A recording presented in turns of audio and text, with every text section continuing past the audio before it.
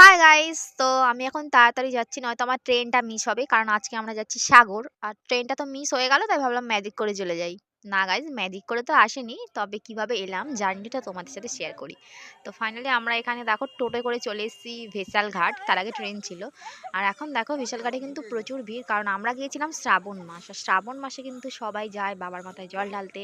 তো সেই জন্য সেই টাইমে কিন্তু প্রচুর ভিড় ছিল।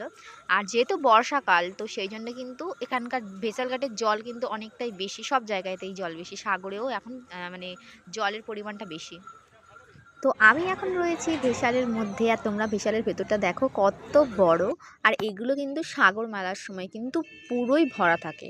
যতবার এই ভেসাল এপাশ থেকে ওপাশে যায়, ততবারই কিন্তু পুরোপুরি ভরা থাকে। তোমরা দেখো ভেসাল থেকে কিন্তু আশপাশটা ভীষণ সুন্দর দেখতে লাগছিল। আর আমি কিন্তু এখানে ভেসালে বসে বসে কিন্তু চানার মজা নিচ্ছিলাম, স্পেশাল চানা ভেসালের।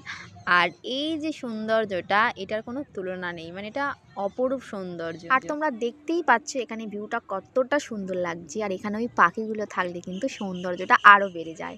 আর ফাইনালি আমি চলে এসেছি আমাদের আশ্রমে, আর এখানে এসে মনে হচ্ছে যে নিজের ঘরে ফিরলাম, কারণ 1 বছর হয়ে গেল প্রায়। আমি 1 বছর পর এখানে এলাম। আর তোমরা দেখো ভেতরটা কত সুন্দর, আর এখানে কিন্তু এটা পুরোটাই ভরা থাকে যখন এখানে সাগর মেলা হয়। তো ফাইনালি একটু রেস্ট নেওয়ার পর কিন্তু আমি চলে এসেছিলাম এখানে সাগরের পাড়ে।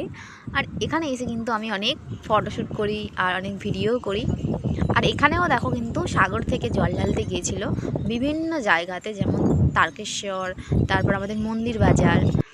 আর এই যে রাস্তার ধারে ধারে তোমরা দোকানগুলো দেখছো, এগুলো কিন্তু এখন একদম ফাঁকা। এখন তোমরা নিজেদের মতো মানে পছন্দ করে জিনিস নিতে পারো, কারণ এগুলো সাগর মেলার সময় বা অন্য কোনো মেলার সময় এগুলো কিন্তু পুরোটাই ভরা থাকে। তো আমাদের এখানে হচ্ছে আমাদের রান্নার জোগাড়।